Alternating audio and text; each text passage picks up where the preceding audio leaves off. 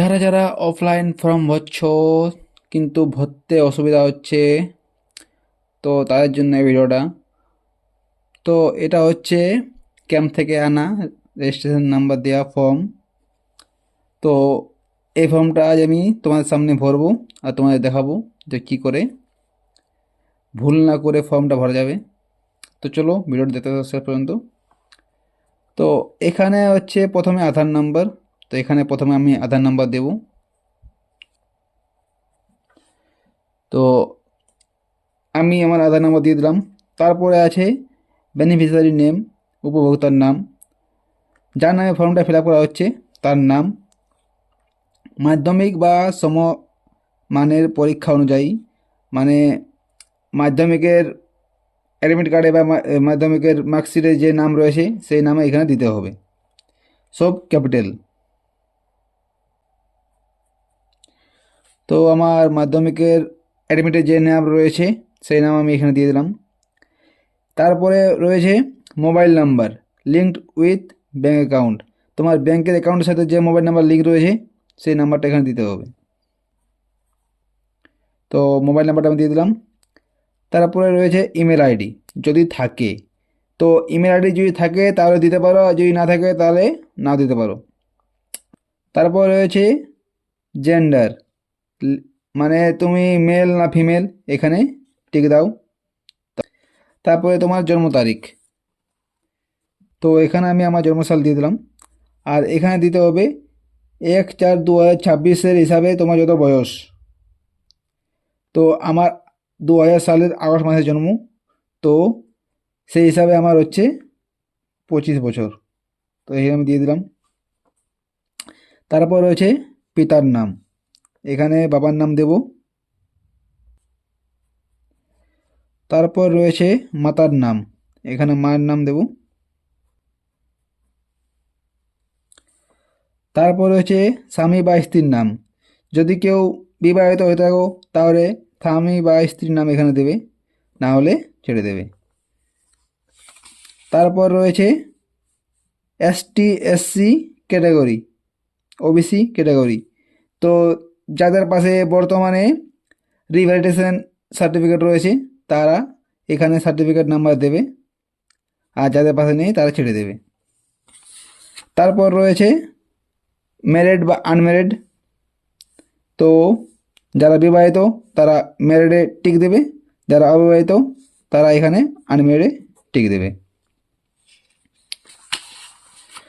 তারপর এখানে বাড়ির নাম্বার, যাদের যাদের বাড়ির নাম্বার জানা আছে বাড়ির নাম্বার দেবে, নাহলে এইটা ছেড়ে দেবে।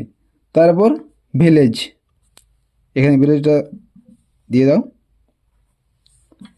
তারপর রয়েছে পোস্ট অফিস। তারপর রয়েছে গ্রাম পঞ্চায়েত। তারপর রয়েছে ব্লক বা পৌরসভা।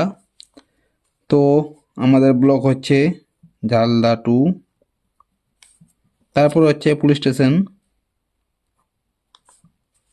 আর তারপর রয়েছে ডিস্ট্রিক্ট, নিজের জেলা। তারপর নিজের পিনকোড, নিজের এরিয়া পিনকোড দিয়ে দাও। ব্যাস, এইবারে ভরা কমপ্লিট। কিছু নেই, জাস্ট একটু সামান্য ভরতে হলো। এরপর এরপর দিকে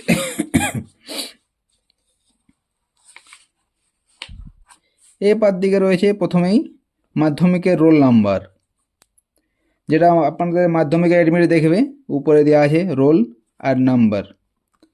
তো রোল নাম্বারটা আমি দিয়ে দিই।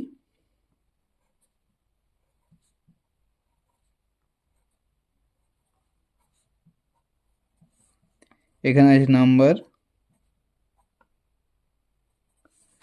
তারপর রয়েছে এখানে সাল, কোন সালে তুমি মাধ্যমিক দিয়েছো সেই সাল। এখানে রয়েছে কোন বোর্ড, তুমি কোন বোর্ড থেকে মাধ্যমিক দিয়েছো সেই বোর্ড, WBBSE নাকি CBSE নাকি ICSE। তো আমাদের বোর্ড হচ্ছে West Bengal board of secondary education. তো এখানে টিক দিয়ে দিলাম। তারপর রয়েছে শিক্ষাগত যোগ্যতা সর্বোচ্চ, তুমি তোমার হায়েস্ট কোয়ালিফিকেশান কত এখানে দিয়ে দাও। কেউ যদি 12 দিয়ে থাকো, কেউ যদি গ্র্যাজুয়েশন করে থাকো, কেউ যদি তার থেকেও বেশি পড়ে থাকো, তাহলে এখানে দিয়ে দিতে পারো। তারপর রয়েছে বর্তমান পেশা। বর্তমানে কে কী কাজ করছো, বর্তমান পেশা। তো যারা কাজ করো তারা কাজ দেবে, যারা কাজ করো না তারা এখানে আনএমপ্লয়েড করে দেবে, আনএমপ্লয়েড। তারপর রয়েছে ব্যাংকের ডিটেলস। এখানে ব্যাংকের নাম, তোমার কোন ব্যাংকে অ্যাকাউন্ট রয়েছে সেই ব্যাংকের নাম। আমার রয়েছে স্টেট ব্যাংক অফ ইন্ডিয়া। তারপরে আপনার ব্যাংকটি কোন শাখার, কোন ব্রাঞ্চের, সেই ব্রাঞ্চের নাম।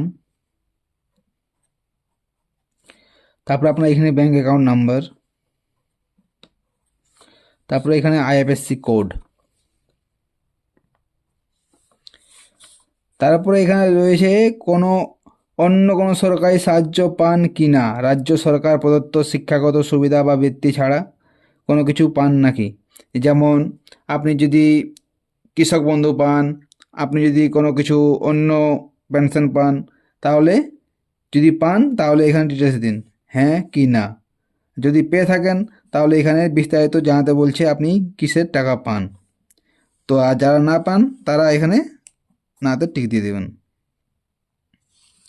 ব্যাস, ফর্ম ভরা কমপ্লিট। এরপর রয়েছে এখানে আপনি আপনার কি কি ডকুমেন্টস এখানে অ্যাটাচ করবেন সেইগুলো।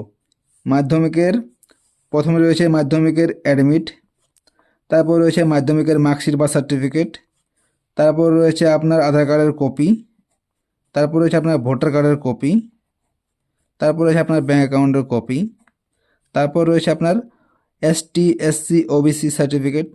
আপনার যদি থাকে তাহলে টিক দেবেন, যদি নেই তাহলে এখানে ছেড়ে দেবেন।